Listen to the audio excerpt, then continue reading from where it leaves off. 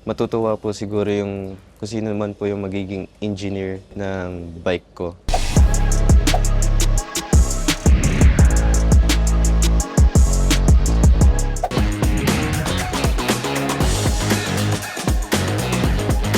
Una-una ko pong ginawa is cardio.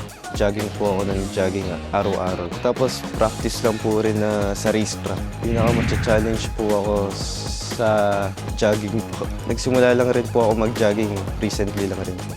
Ang pinaka-challenger ko po siguro is si Kuya EJ kasi saktong-sakto yung physical fit niya and yung riding skills niya.